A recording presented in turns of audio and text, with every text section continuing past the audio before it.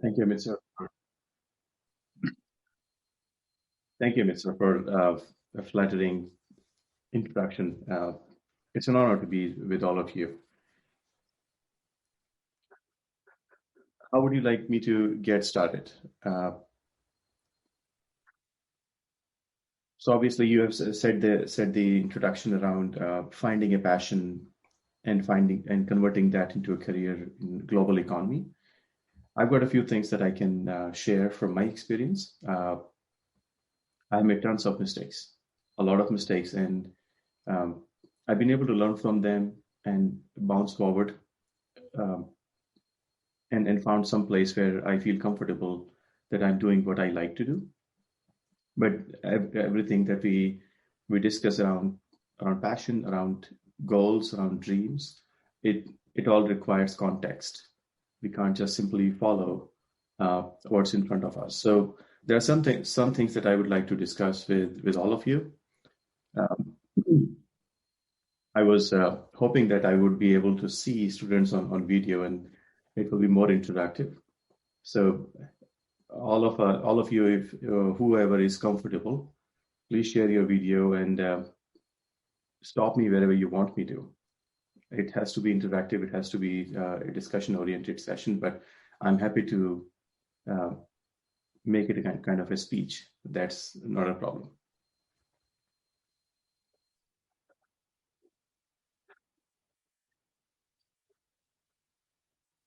What I can do is I'll start my screen. I'll share my screen and I'll share a small presentation, which I promise is small. It's not very big.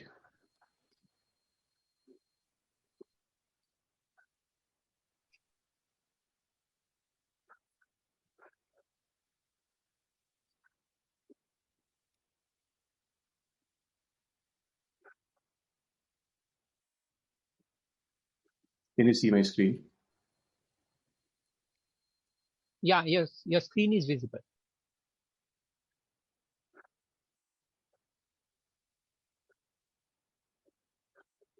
Can you see my slide deck or the desktop? The desktop is, I believe, is visible. It's mountains which were visible.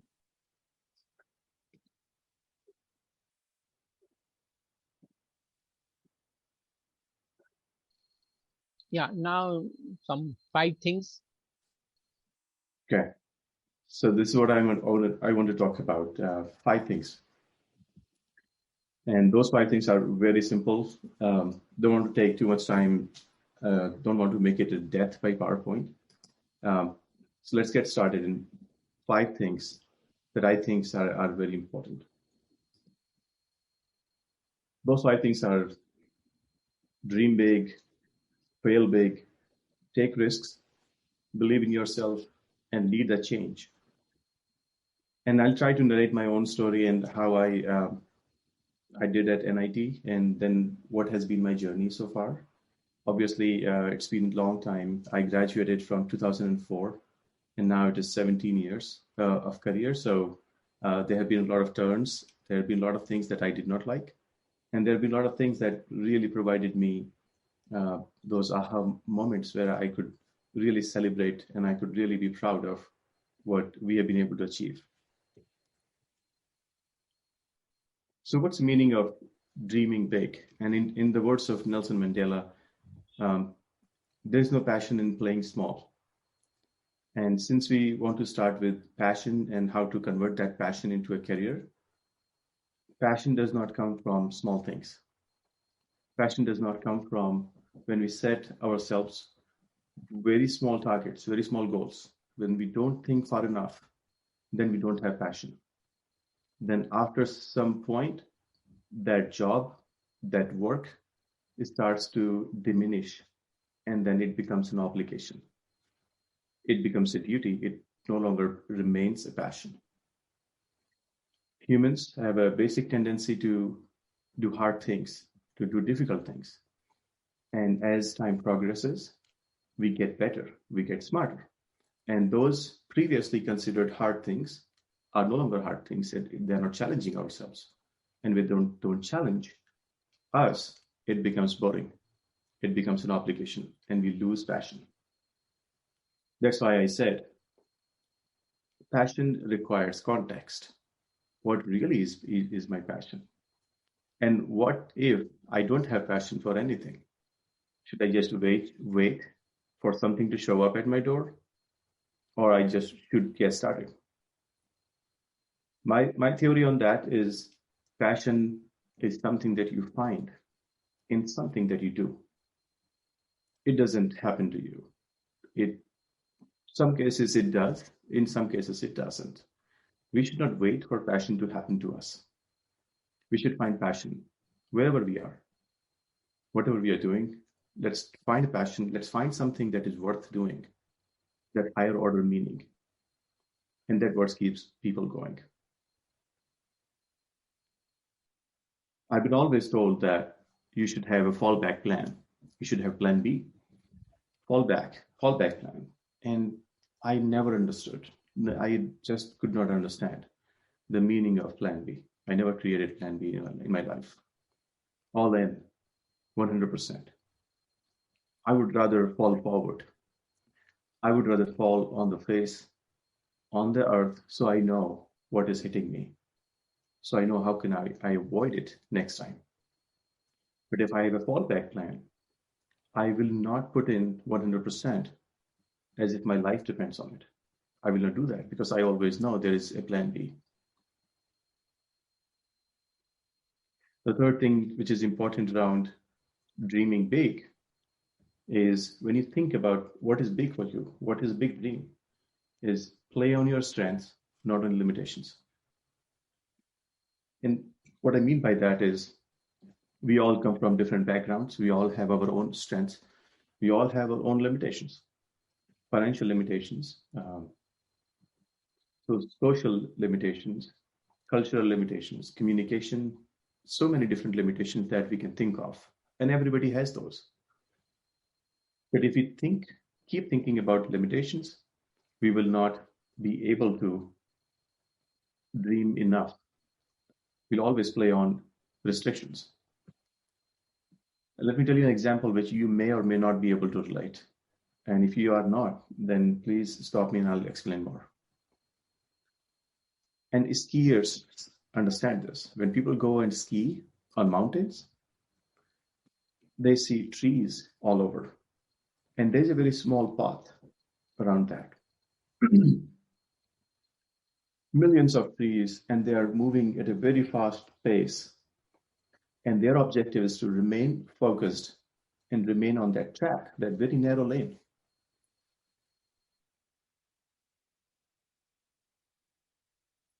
They have a choice. Their job is to remain on the lane and avoid the trees. Trees are millions. And skiers, they are skilled in understanding that they cannot be focused on trees because trees are millions. If they focus on trees, that this is something that I cannot hit, this tree is something I cannot hit, all they will see is trees. But if they can stay focused on the lane, they will not be able to see trees. They will only see the path. Your limitations are those trees. Indian traffic is similar, where there is a road and so many cars and motorcycles are coming from all over the directions. If you focus on those vehicles, an accident is likely to happen. But if you focus on the road, we can have those senses working for us, that we stay on the road and avoid things. That's exactly what our weaknesses are, what our limits are. Don't worry about your limits. Think about your strengths, what I am strong in, and just stay focused on that, and that will help you in dreaming big. And finally, dreams, if you are not converted into goals, they stay dreams. The dreams have to be translated into your yearly goal, quarterly goal, daily goal. Daily goals are super hard. It's not easy. Even yearly goals are super hard. 10-year goal is also hard.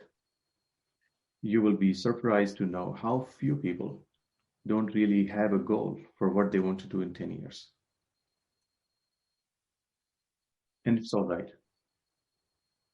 Start now and try to think about what is it that you want to dream, and is it big enough, and how do you want to convert that into goals. The second point is fail big. And what do I mean by that?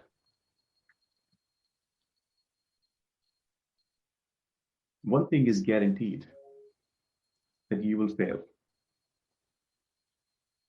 You will fail miserably. You will disappoint yourself. You will embarrass yourself on something in the life. That's given. That's inevitable. Like Thanos. It will happen to you. Accept it. And if you think and try to accept that failure is okay, then the perspective changes. And when fail, bounce forward. Don't bounce back. Bounce forward. Every time there is a failure, accept it, shake it out, and bounce forward. And why it is important? If we are not failing, it means that we are not even trying. That we have chosen ourselves a very small goal, a very small dream, that it is too safe. That's why we are not falling. That we are not even taking out our motorcycle on the road, that we might hit someone or we might be into an accident. You're taking out your motorcycle out, and then you're hitting an accident. Failed, but that means that you tried. When you start riding a bike for the first time, you fall. And that's part of learning bicycle. Tell me a single person who has started learning bike and they have not fallen. But the reward is that you learn to ride bike. And those failures, one after the other, if you learn how to fail forward, how to bounce forward, failure leads the way. One failure after another failure after another failure. Thomas Edison, who invented the light bulb, he failed 1,000 times. 1,000 experiments he did that he was not successful. They don't matter because 1,000 first experiment was the light bulb. This example might not make sense to you, but Reggie Jackson is a I think the topmost baseball player in the history of baseball in America. Hall of Fame and everything, every accolade and award that you can imagine. He got rejected 2,600 times. It's unbelievable. But who cares? Nobody remembers 2,600 failures. All they remember is how he performed when he was on the field.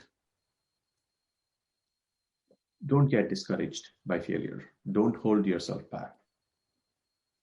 Accept, embrace failure, and they are going to lead the way. This is my favorite. Take risk. And what do I mean by risk? I don't want you to be careless and be naive to just go out there and do something stupid. No, that's not the meaning. But understand that any economics student or economics related person will tell you that the rewards are always proportional to risks. In life, I have always looked for asymmetric risks. An asymmetric risk means where your risk and the downside is small and your reward is big. For example, if you go into a networking event where you meet people, downside is you may not end up meeting anyone. Maybe you spend some 100 rupees, 500 rupees, and it's not a great outcome. That's a risk. But the reward can be very, very large, that you may end up meeting someone who really like you, and you may find a career opportunity or a startup opportunity. In life, we regret things we did not do. We don't regret things we did in the long run. So don't wait for things to happen to you. Go out there and happen to things. That what I've been doing so far. I'll tell you something from my story. So from NIT camp in 2004, me and a couple of my classmates, all of us got placed into at that time it was Sterlite. Now it is Vedanta, and I had no idea what I signed up for. In that age, we were so desperate to get a job that any job will make sense. So we found a job, and I did not know that it was a mining company. And I was placed in Rajasthan between Bhilwara and Ajmer, place middle of nowhere. And I spent my initial 7 years, where I got married. I had a daughter, and I spent 7 years in the middle of nowhere, like jungle. No hospitals, no schools, very small grocery store. And that time really gave me a lot of things, good things, bad things, ugly things.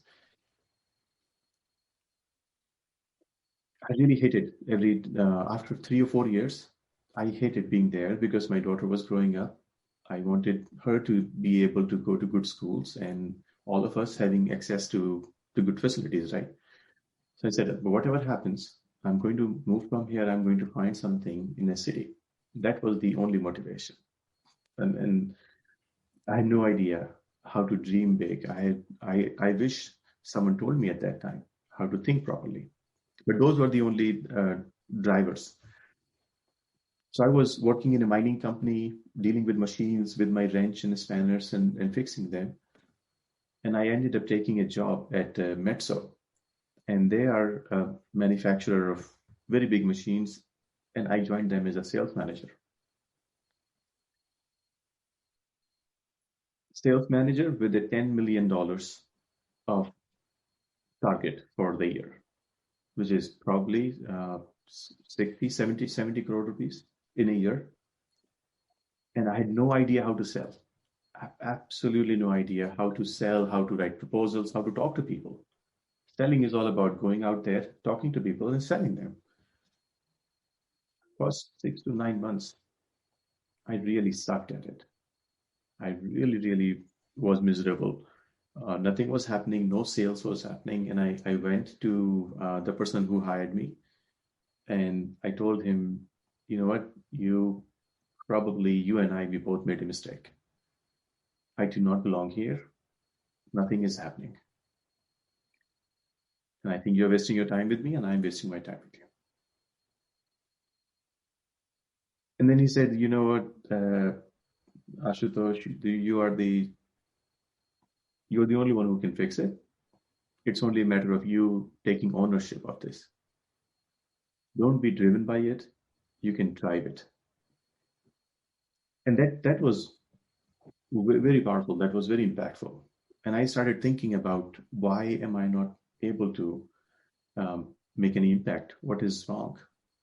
And then I went to US, worked with the senior folks there in the company and tried to create a strategy to be successful in a market like India. So this company is a European company trying to export everything from Europe or US back to India, and it was causing a little challenging. Long story short, we were able to achieve our $10 million target, and I ended up, after 3 years, I ended up having a portfolio of $100 million within 3 years. Success did come, but then it was a matter of us flipping a switch in the mind. We can do this. So from a risk-taking perspective, coming from a mining company, Vedanta, going into sales, it was one of the biggest risks I took. The second risk that I took is that after working with Mexo for 6 years, I realized that my growth is getting limited. I'm not satisfied with what I'm doing. I'm doing very rote work. I need to do something which is meaningful. I need to do large things, great things. And I can do that in India. And I started applying into business schools.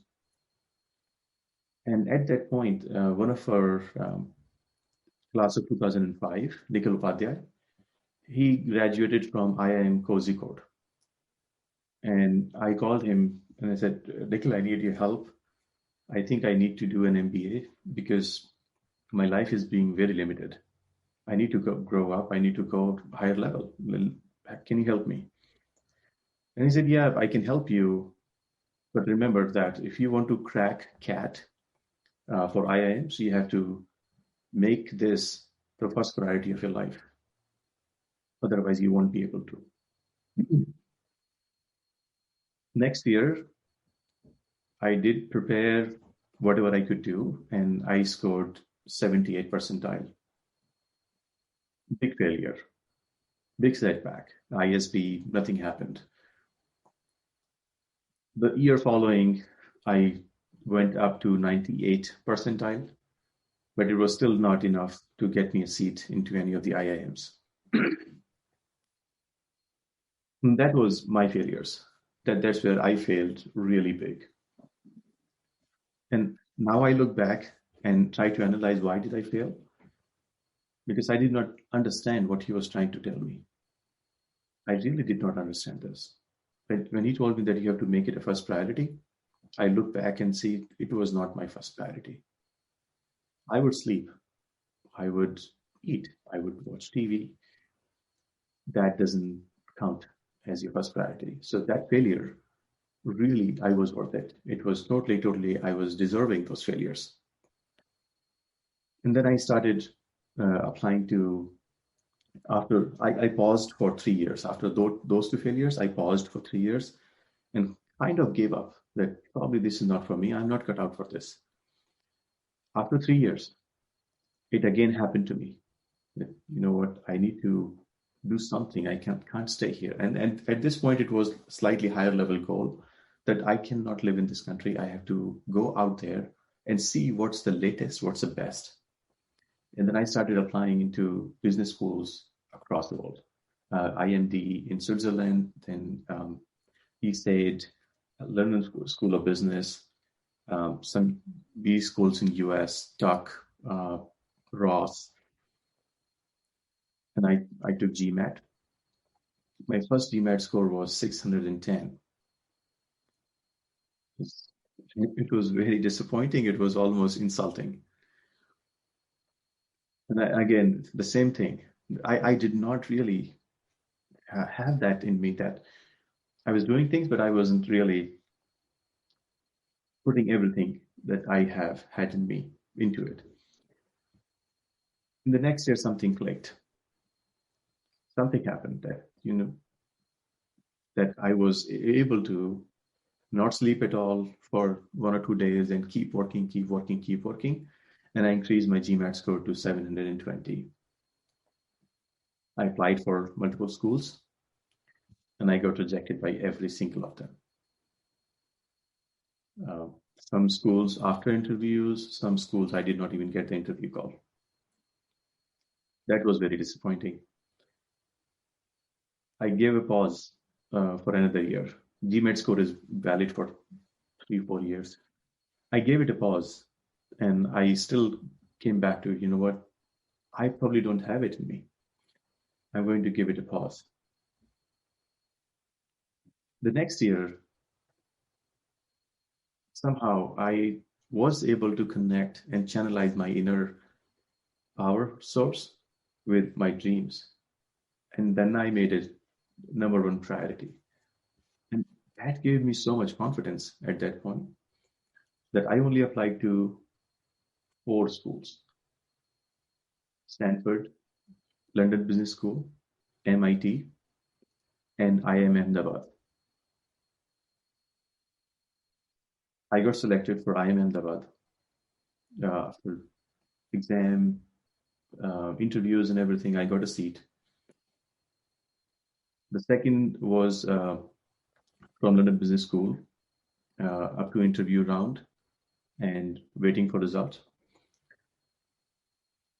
And third was from Stanford Business School. I was able to refuse IIM Ahmedabad at that point because I wanted to go to Stanford.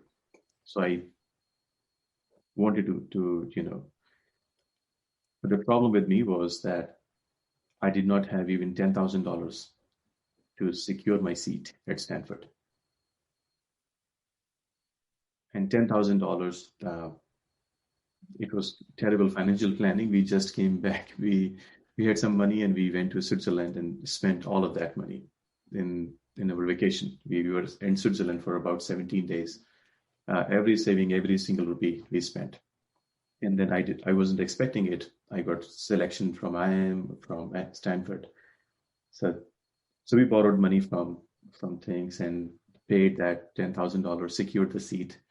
Now the big question was, no one would give visa to get to the US if you do not have enough money in your bank. And I am from a poor family. I grew up in almost like a poverty situation in a village. So there was no financial backup. So I ended up selling a lot of things. My wife ended up selling her jewelry, almost every single thing. And then we completely unplugged from India and went to US, me, my wife, and my daughter. We have no backup. We have nothing to go back to back in India. Sold everything. So that's what I meant when I said no plan B. All in, no fallback. So coming back to risks, that was the biggest risk I took in my life, where I unplugged my family from a relatively better position and went to an unknown land, unknown country, started studying. And I took a loan of $175, which is probably 1.3 crore rupees, to pay for that education. I'm still paying that. So that's something that I took a risk for. Do I have regret? No, I don't have any regrets. Not at all. Could it have gone bad? Yes, big time. I'll tell you some more interesting stories. I'm going to pause for a second to see if there are any questions, thoughts, comments.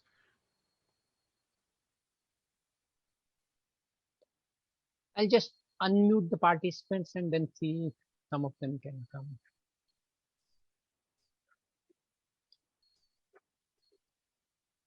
In case the participants have some questions from the speaker, they can ask.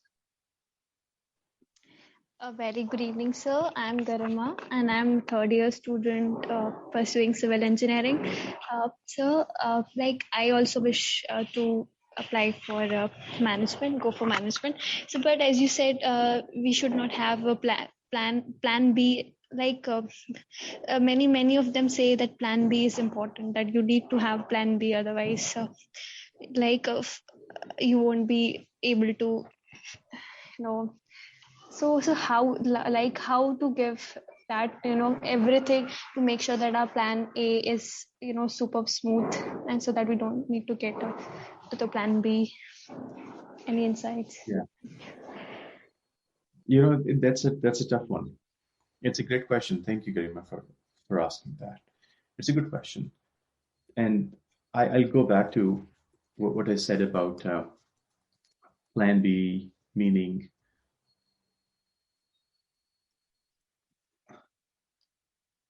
no fallback plan, fall forward, avoid naiveness, avoid stupid things. So we are not supposed to do stupid things. But we have to be so passionate about one thing that we can't see anything else. You want to pursue management, do so much research into it, and that I will come into later, but spend so much time, do so much hard work into it that you know every single thing about it. Every single thing that is worth knowing, you know it. you will understand what is the upside and what is the downside. What can go wrong? If this doesn't happen, what can go wrong? And then you make a conscious choice that I am willing to take that asymmetric risk. And asymmetric risk means you have very high upside. The rewards are very big. You have done that math. The risks are low. For me, when I thought about it, I sold everything. I spent every single penny, the dollar, rupee I had. For me, the downside was that I may have to come back here and I'll have a liability of 1.3 crore. Can I pay it off? Probably yes, probably no. So it's not that terrible. I'll go bankrupt, figure something out. I have huge faith in me. So that's the downside. The upside could be that I might make it successful and I may be able to achieve something that I want to do. You are a civil engineer. You want to do an MBA from outside, maybe you're from India. Find out what does it take. How can you be the best candidate for a B school? Why they should have you in the class? How will you add value to the class? Collect all those inputs, collect all that things, and go there. And in your situation, the asymmetric risk, the plan B, absence of plan B, is you want to pursue management, just go pursue management. Don't do a part-time thing. Don't do an executive MBA. Quit your job, do an MBA. Just focus there. And be so good in that MBA that you will be very happy that you did not do it in a part-time. You did it in a full-time. Am I making sense? And am I answering a question? Is there any other element?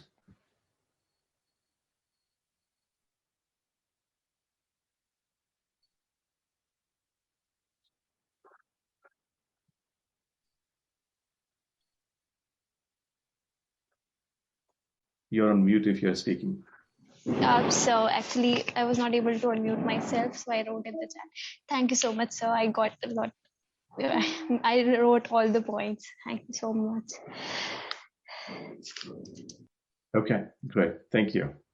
The next point is believe in yourself. Now, why it is important. I talked about our limitations. I talked about our background.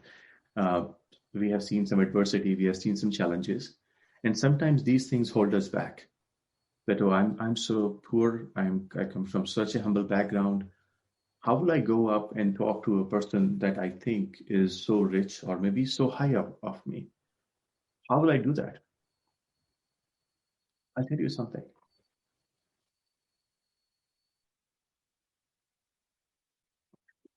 The challenges and adversities that we as Indians, even within India, there is a wide spectrum of those challenges and adversity based on where you are and who you are. These challenges and adversities are God's greatest gifts to us. They make us tough, they make us strong. When you go up, maybe when Garima goes to pursue her MBA, you may find people that have got everything in life. They were born and raised in a very well-to-do family. They had everything. When they come to a class, or they are maybe in a hostel, they have everything. They have nice computer, they have nice car, they have a lot of things. They've never seen any adversity, and that might give us a feeling of feeling small.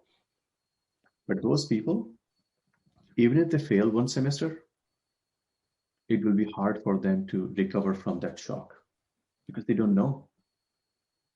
On the other hand, we grow up where if we don't fill the water before 6 a.m., we will not have water to drink for the rest of the day. We have to maybe go for like half a mile to get milk. Otherwise, we won't have milk. Sometimes we may have to sleep empty stomach because we did not have food. I slept empty stomach. Those challenges and adversities, they are gifts. And I'm just giving some example. You don't have to look out for those things, but limitations in our life, an early stage, and our ability to deal with them It provides us the power, the toughness, the strength to us that will help you pursue things when others will give up. That will help you take risks, that will help you make those decisions. Our brain is a circuit. So when we,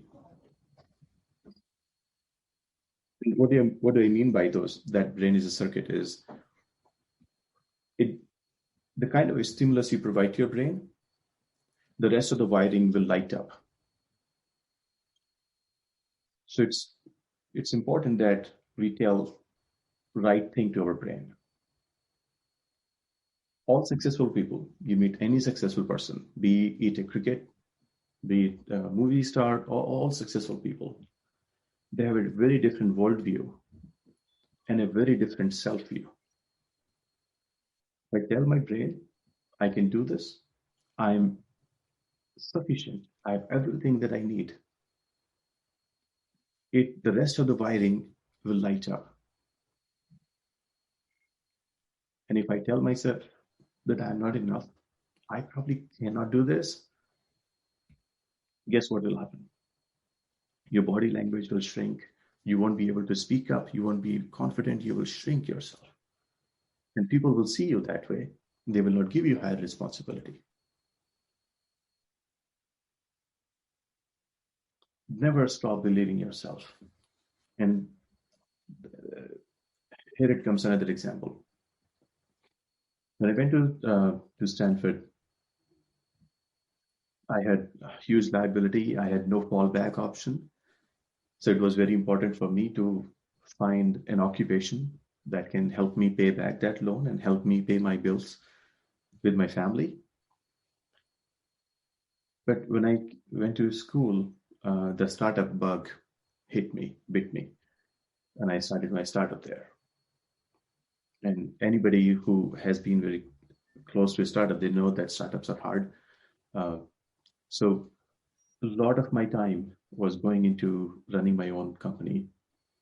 We are working with 2 customers, but no money coming in, but just everything being invested. A month before graduation, I was still working on my startup, and I did not even start looking for jobs because I was so confident that I'm going to make it happen. I met with a lot of VCs, and they were willing to invest in my startup. So I had a plan. I wasn't stupid. But then Donald Trump happened to the United States, and he killed the founder's visa. A founder's visa is where if you're a startup and you're able to raise $500,000, you can get a visa and work authorization to work in that country, in the United States. He killed that visa. That was the first executive order he signed. That changed the whole thing for me.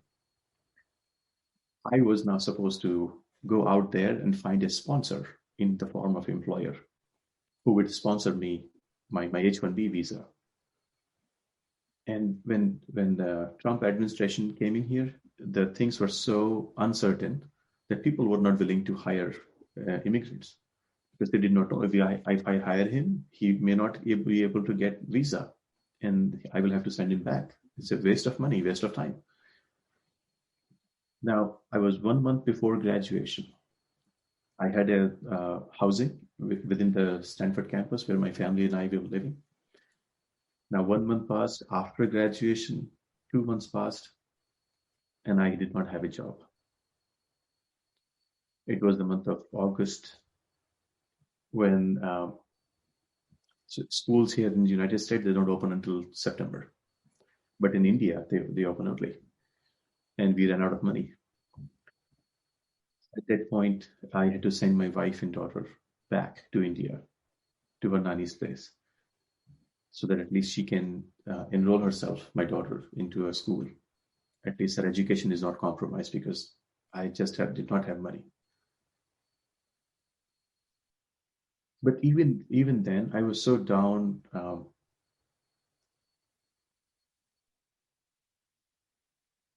I never lost confidence. I never lost a belief that I can do things.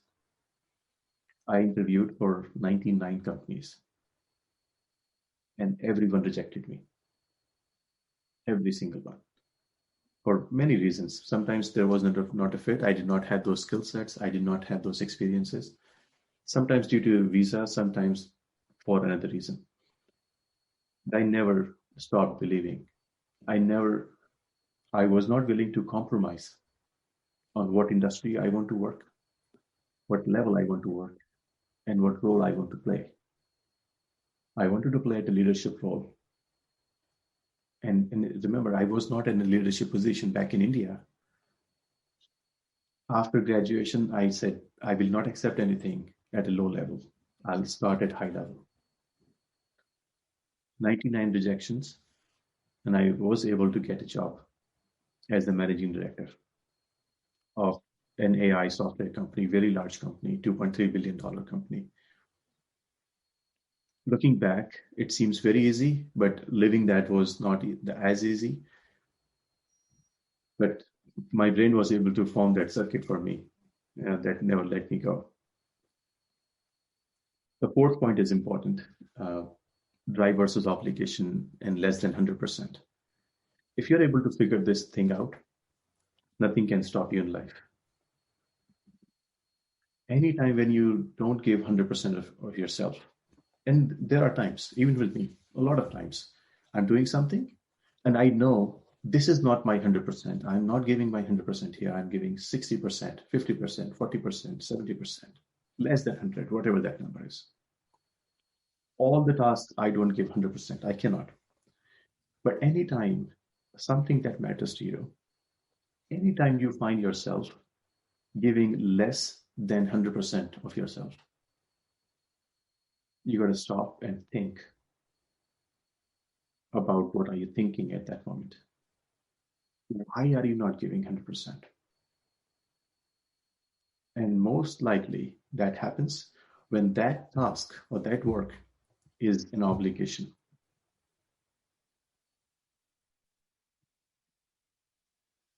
Understand that. Tell your brain that you are not giving 100% because this task is an obligation. If you want to do an MBA, if you want to find a job in US or Canada or Australia or Europe or India or wherever, whatever you want to do, in that direction, if you're not able to give 100%, try to find out why. If that is because you think it's a duty, I have to get up 5 a.m. because everybody else is waking up 5 a.m., that's a terrible reason to get up at 5 a.m. You don't have a drive. If you have a proper drive, if you really believe in that reason, that cause, you cannot sleep. Look at about 4 a.m. or 5 a.m. You won't need an alarm clock. Understand this, figure it out, and nothing can stop you. Finally, believe in yourself, imagination. Imagination has superpower. It makes you a super person, Superman or Superwoman. Imagine yourself where you want to be, always. If you want to be an MBA, if you want to be an executive, imagine yourself every single day doing that. And that helps your circuitry in the brain. Then your brain prepares you for that role. You don't get promoted because you have confidence.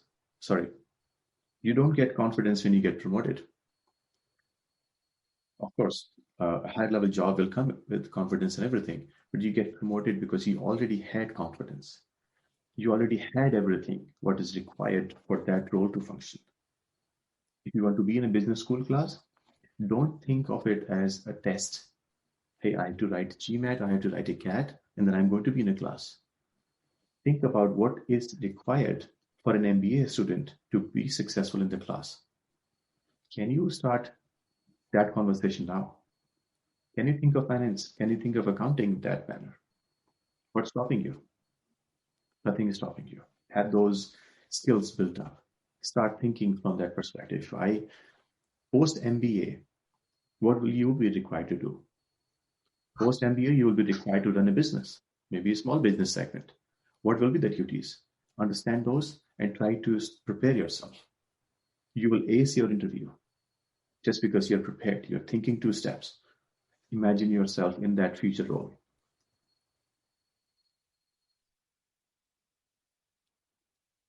Lead the change. Change is the only constant. It will happen. Sometimes we become so comfortable with status quo, we think that it's going to stay forever. We like it, we want it to stay forever, of course, but nothing is going to stay forever. Things will change. That's the only constant. But what we can do is that we can not be affected by the change, we can affect the change. We can ride the wave. We can lead the change. We can make that change happen. We can happen to change. And that will happen when you do upskill yourself constantly. Constantly learn new things. Constantly be ready to adapt, find new things. For example, if you want to work in, let's say, at DRDO comes to NIT for a placement. Find out what those scientists are required to do. Don't just prepare for what you have already been doing. Think about what a scientist is required to do. Talk to scientists. There are a lot of different alumni from NIT, those who have gone to DRDO. Talk to them. What a scientist is required to do. Can you teach me? Upskill constantly, and then you can write the change. Then you can lead the change. Then in your interview, you'll be so confident that, hey, Mr. DRDO hiring manager, I know everything what is required for it to be a scientist. I will be a good scientist for you because I've done my research, I've spoken to people. That's how you write the change. Then they cannot say no to you because you know their problem, you know their business. And finally, if I leave you with one thing, that thing is outwork everyone else. You got to outwork every single person that you see. Hard work is the only way. A lot of smart people, a lot of talented people, they don't work hard. They think that they are gifted and they can continue to do so. And they are able to for a certain time, that their talent takes them to some point. But hard work beats talent when talent doesn't work hard. Hard work, outwork everyone else around you. If your colleagues are working 5 hours, you got to work 6 hours. If they're working 10 hours, you got to work 11 hours. Hard work is the only key. Lead the change. 5 things. Dream big, fail big, take risks, believe in yourself, and lead the change. Work hard. That was it from my side. I'm going to stop sharing and open for questions, comments. Sorry, I took some, I don't know, Amit sir, am I late or on time? No, you are absolutely on time, Ashu. So the session is open for questions from the audience. They can ask whatever they feel good or whatever they feel relevant for their future, which can be provided by our expert. He has shared a very inspirational story, and it should serve as an inspiration to all. And he has always been one of those alumni who has been forthcoming in providing his support for the institute. So I urge all of you to now ask certain questions from him for whatever input you require from his side. Hi Ashutosh sir, just wanted to say that it was a really fantastic session. Means everything was presented really well, and means no questions. The 5 things you told means they were really helpful. And thank you.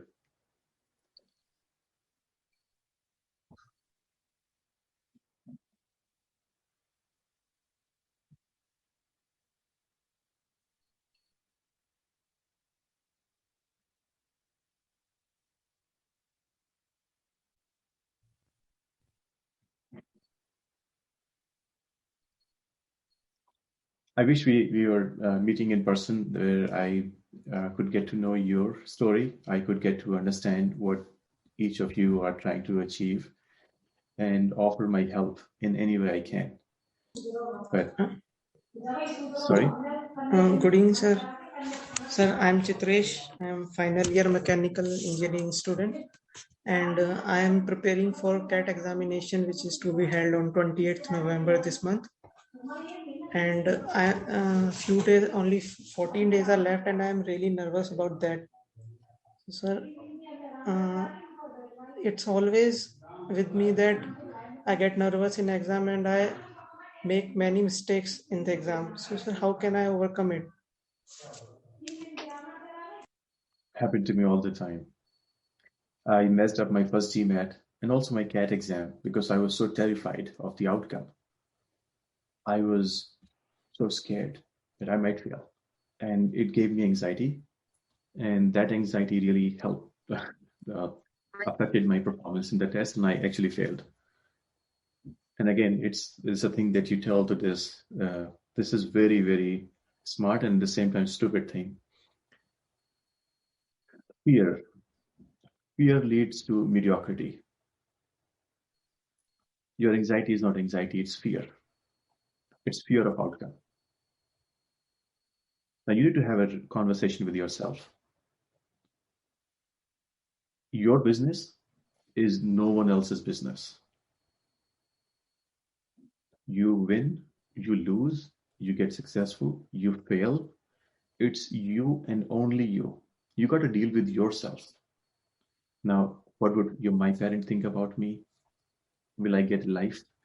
Will I get a good job? If I fail CAT, it happens once a year. I'll have to prepare another year. All these things are leading to anxiety. Anxiety is not your problem. Things that are leading to anxiety are your problem. Find out what is driving it. Will I be able to face myself if I fail? Yes, sir. I've been giving mocks for my CAT examinations, and earlier my percentile in mocks was really bad, but I improved, and in CAT mocks I have now 80 percentile or near about, and I'm afraid that I may not be able to get a good percentile in the real CAT exam. So should I believe in this mock CAT percentile? They really made me nervous that I am getting only 85 percentile, 84 Yeah. percentile. So they have that fact. When I used to take mock GMAT and CAT exam, I never did well. In mock exams, I never did well, and they are very different from the actual CAT. Chitresh, what you need to do is really connect with yourself. Okay, only 14 days left. You have done everything that you should have done. You've done everything. You built your foundation. You've studied maths. You've studied English. You understand sentence correction. You understand grammar. You understand all those formulas and everything. You've built your speed. Get that confidence. Whatever happens, I don't care. It's fine. I've done everything that I was supposed to. In these 14 days, I'm not going to let anything affect my attitude. So go and happen to CAT. Whatever happens, the outcome, you can't control your outcome. Yes, sir. Nobody can control outcomes. Yes, sir. You've done everything that you were supposed to. Yeah, sorry. Sir, my concepts are clear. When I gave mock and then after I analyzed it, I found that I almost knew each and every question, and but I'm not able to find the accuracy that is required for CAT examination. My Practice all the mocks that you have given. If I were you, I don't feel qualified enough to give you advice on what exactly you should do. But if I were you, I would spend these 14 days just going over my mistakes and building on them. If accuracy is a problem, it means practice is lacking. More practice, same questions over and over again, different methods, different approaches. So you get that confidence. Yes. Because you believe your accuracy is not good. It is giving you anxiety. Practice those questions where you went wrong and understand and just make those questions superpower. Go with that confidence that I'm not going to make those mistakes that I made in the mock exams. If there are some new things that are thrown at me, I may make mistakes. I'm okay with that. Mistakes are fine. Failure is fine. It's okay. But repeating mistake is not fine. Your mistakes, wherever you went wrong, just go over them a million times. Don't sleep, do nothing, just go sleep, go solve those problems over and over. Yes, sir. Thank you, sir.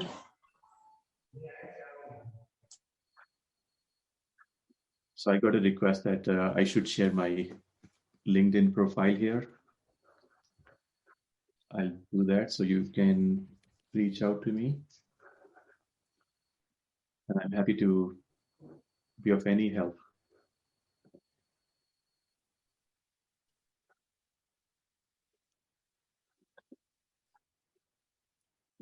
Is there any other question?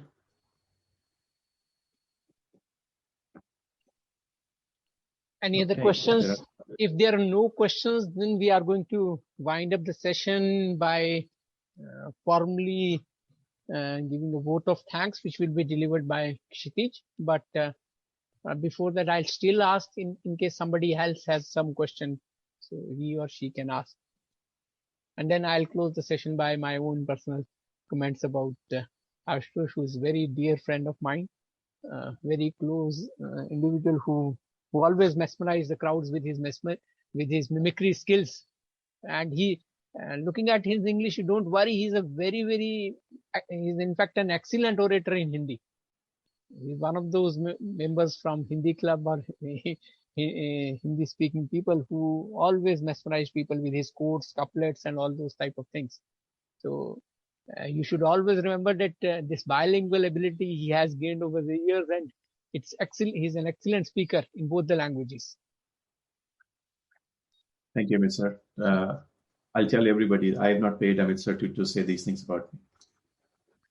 So Kshitij will give a formal vote of thanks, and then we'll close.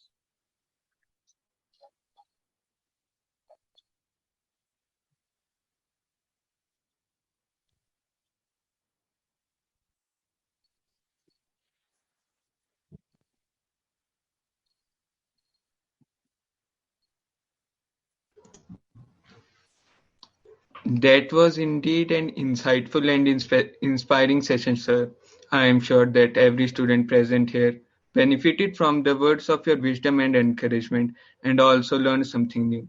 On the behalf of NITH Office of Dean of Alumni Affairs and Resource Generation, I'd like to express my sincere gratitude to you, sir, for taking your time out of your busy schedule to grace the event and guide us.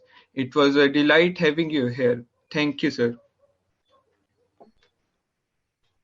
Thank you so much, Ashutosh, for being with us, and I hope that your services will be available to us in future also. With that, we'll close today's session. Thank you.